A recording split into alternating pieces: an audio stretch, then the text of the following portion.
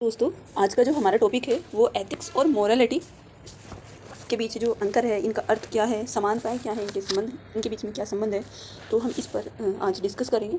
तो सबसे पहले हम देख लेते हैं, जो एथिक्स है वो ग्रीक भाषा का शब्द है और वो बना है एथिका से, और एथिका बना है इथोस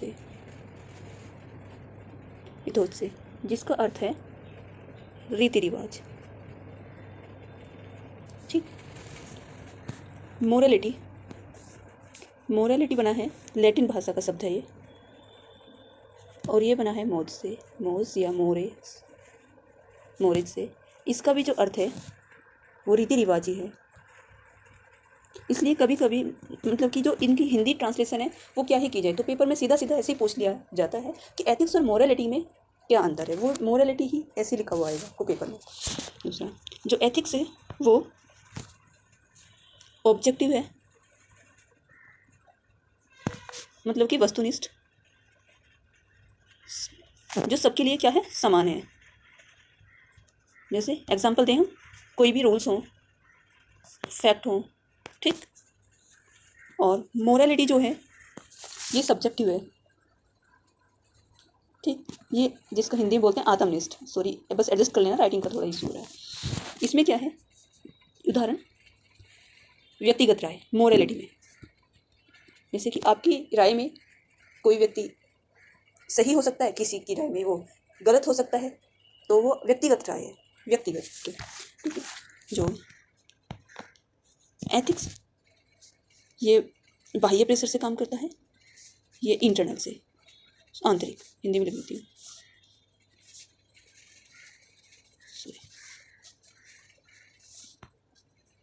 आंतरिक।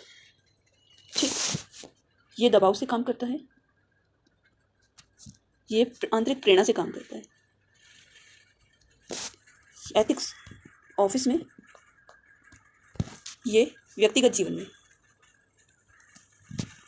पर्सनल लाइफ में मोरालिटी जो है। अब हम इसमें कुछ उदाहरण देख लेते हैं। जैसे अब एथिक्स और मोरालिटी को मैंने बेसिक मोटा मोटा बताया है, अगर आप कुछ नोट करना चाहते हैं तो आप साथ साथ नोट करते चले। जो एथिक्स और मोरालिटी हैं, दोनों क्या हैं, सामान्य समानार्थक माने जाते हैं, क्योंकि दोनों का अर्थ क्या है, रीति रिवाज है, जिसका मतलब दोनों का मतलब रीति रिवाज है। अगर हम इनका सूक्ष्म विश्लेषण करें मोटे तौर पर समानार्थक होने के बावजूद भी, तो इनके जो अभिप्राय में कुछ अंतर मिलेगा। जैसे मैंने भी बताया था, एथिक्स का मतलब जो है वो संबंध जो है वस्तुनिष्ठ धारणा से है, अर्थात वे, लिख लेना इस परिभाषा को, मतलब एथिक्स वे नैतिक नियम कोमा प्रतिमान या ढांचे जो समाज द्वारा व्यक्ति को दिए जाते हैं, और व्यक्ति उनका पालन बाहरी दबाव के कारण करता है, और अगर वो पालन नहीं करे तो क्या होगा, उसे दंड मिलने का भय रहता है। तो इसी के विपरीत जो मोरालिटी में है, मोरालिटी में इसका संबंध किससे है, आत्मनिष्ठ नैतिकता से है। और ये किन मूल्यों को प्राथमिक मानता है, जैसे ये उनके लिए किस हद तक प्रतिबद्ध है, जैसे इन आधारों पर मोरालिटी तय होती है कि वो कोई भी व्यक्ति किस हद तक इसके प्रति प्रतिबद्ध है। जैसे ये आंतरिक प्रेरणा पर टिकी हुई है, जो मोरालिटी है वो आंतरिक प्रेरणा पे, न कि सामाजिक दबाव पे। तो ये सामाजिक दबाव पे नहीं, आंतरिक प्रेरणा पे है, ठीक है, सामाजिक दबाव पे नहीं, आंतरिक प्रेरणा पे। इतना समझ लो। हाँ, अगर कुछ उदाहरण एग्जाम्पल दो, सॉरी एग्जाम्पल उदाहरण आगे बताती हूँ। पहले हम इसके संबंध पढ़ लेते हैं, एथिक्स और मोरालिटी में संबंध क्या है, यही आपको उदाहरण भी समझ में आ जाएंगे। जैसे आप लिख भी सकते हैं, जैसे विभिन्न परिस्थितियों में दोनों के बीच सहयोग और विरोध के भी संबंध हो सकते हैं, सहयोग का और विरोध का। तो प्राय इनमें सहयोग का संबंध होता है, जो एथिक्स और मोरालिटी में। यदि कोई व्यक्ति समाज द्वारा सिखाए गए मूल्यों को व्यक्तिगत निष्ठा के साथ पालन करता है, तो वहाँ एथिक्स व मोरालिटी साथ साथ होते हैं, ठीक। जैसे उदाहरण लें कि कोई जो बच्चा है वो अपने जो माता पिता के जो पैर छू रहा है, नियम से पूरी निष्ठा के साथ पालन करता है, तो वहाँ एथिक्स और मोरालिटी दोनों है। एथिक्स क्या है भाई, वो समाज ने एक रूल्स बनाए कि अगर माता पिता के पैर छूने चाहिए, और मोरालिटी क्या है, उसकी जो अंतरात्मा वो डेली निष्ठा के साथ क्या है, पैर छू रहा है, तो दोनों साथ साथ में।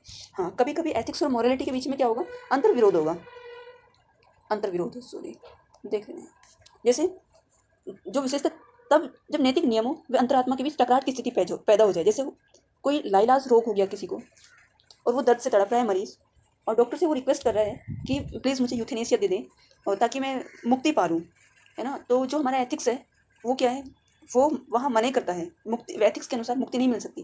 पर हाँ, संभव है कि उसकी अंतरात्मा अगर निष्पक्ष हो तो उसे मुक्ति मिल जाए, तो वहाँ क्या है, मोरलिटी है। हाँ, इसी प्रकार अगर कोई अपराधी है, थर्ड उदाहरण देखते हैं। अपराधी है, कोई बहुत ही मतलब कि बड़ा क्रिमिनल है, उसे पकड़ते समय जो पुलिस अधिकारी के नियम है वो कहते हैं कि सिर्फ उसे गिरफ्तार किया जाए, बट उसका कहना है, उसका जो मन है वो कहता है कि नहीं, उसे मार दिया जाए, क्योंकि वो सैकड़ों व्यक्तियों के लिए खतरा हो सकता है।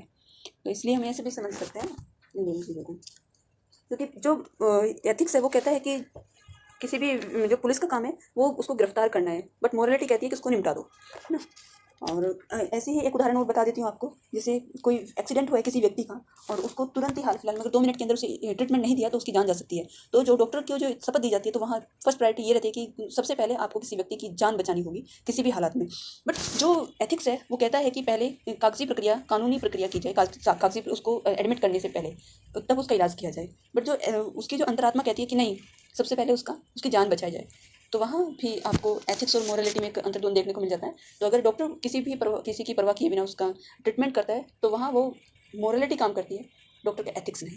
इस तरह से आप समझ सकते हैं। हाँ, एक ऐसे हो सकता है कि आप ऑफिस जा रहे हैं समय पे, एक आप ऑफिसर हैं और समय पर आ रहे हैं, वहाँ पूरे दिन आप बैठे हुए हैं, तो जो रूल्स हैं वो यही है कि आपको टाइम से जाना है, टाइम से आना है, प्रॉपर वहाँ बैठना है और देखभाल करनी है, आप वो कर रहे हैं। बट बहुत सारी, ये हमारे एथिक्स हैं, बट बहुत सारी फाइलें हैं वो रुकी हुई हैं और बहुत ज़रूरी है जो उनको कंप्लीट करना। तो आपको कुछ छूट भी मिली हुई होती है कि आप उनमें डिले कर सकते हैं, जांच पड़ताल कर सकते हैं, बट वहाँ है ना, मोरलिटी नहीं है, वहाँ एथिक्स है।